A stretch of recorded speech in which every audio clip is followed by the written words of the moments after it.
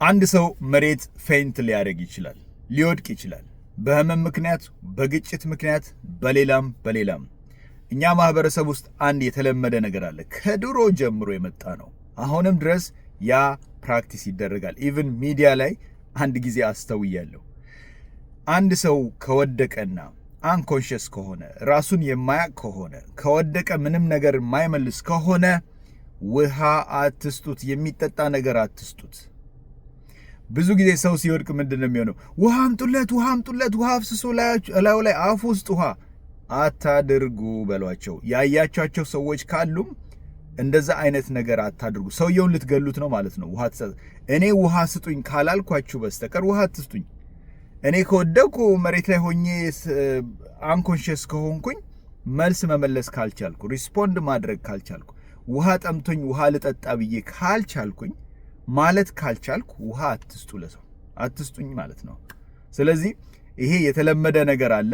አንድ ሰው ፌንት ያደርጋል። ልክ አንዲት ሴት ወይ የሆነ ነገር ሰምታ እንደዚህ ልፍስፍስ ብትል ውሃ አምጡላት ይባላል።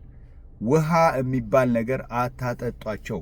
ብዙ ሰዎች ድንገት ሞቱ ምናምን የሚባለው ሆስፒታል ውስጥ መንገድ ላይ ሆስፒታል ከመድረሳቸው በፊት ምንድነው የሚያደርገው? ሰው ፊታቸው ላይ ውሃ ይደፋል፣ ያጠጣቸዋል። እናትን በቃ እኮ መዋጥ አይችልም ይሄ ሰውዬ።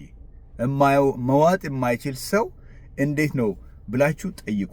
ካያችሁ ስታፕ ማለት መቻል አለባችሁ። ያዙ እጃቸውን። ውሃ የሚባል ነገር አንኮንሽስ ስለሆነ ለማይናገር ሰው፣ ውሃ ለማይጠይቅ ሰው ውሃ አትስጡ በሏቸው እባካችሁ። እንደዛ አድርጉ። ኢትዮጵያ ውስጥም ያላችሁ፣ የትኛውም ዓለም ላይ ያላችሁ፣ አንድ ሰው ፌንት አደረገ ማለት አያቅም፣ በቃ ምንም ነገር ማለት አይችልም እና ወደ ሕክምና ተቋም እንዲሄድ ይደረጋል።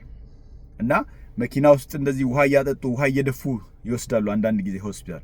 ስለዚህ ሰውዬ ውሃ ሲጠጣ ትን ሊለው ይችላል እኮ፣ በቃ አለቀ ማለት ነው። ሞቱን አፋጠንን ማለት ነው። ውሃ እንደዚህ አይነት አንኮንሽስ የሆነ ምንም ነገር መናገር የማይችል ሰው፣ ምንም ነገር መናገር የማይችል መዋጥ የማይችል ሰው በምን መሰላችሁ ምግብ የሚወስደው? ወይ በኤንጂ ቲዩብ ወይም በአፍንጫው ቱቦ ገብቶለት ወይም ደግሞ በሆዱ ጂ ቲዩብ ወይም ደግሞ ፔግ ቲዩብ ገብቶለት ነው። ምንም መናገር አፉን መክፈት ያልቻለ ሰው፣ በተለይ ሲጀር ነገር ካለ ማንዘፍዘፍ ካለ ውሃ ምንም ነገር አትሰጡትም። ሰውየውን ሴፍ እንዲሆን እንዲተርፍ ለማድረግ ታደርጋላችሁ እንጂ ውሃ አትሰጡም ማለት ነው። ስለዚህ ያንን ሲያደርጉ ካያችሁ እባካችሁ አስቁሙልኝ። ይሄን ቻሌንጅ በ2026 ጀምራችሁ እንዲህ አይነት ነገር በመላው ኢትዮጵያም ሆነ በዓለም ላይ ኢትዮጵያውያን ፕራክቲስ እንዳያደርጉ አድርጓቸው። በተረፈ ይህን አካውንት ፎሎ አድርጉ። ሰላማችሁ ሰላም ይሁን። ሃፒ ኒው ይር። ባይ ባይ።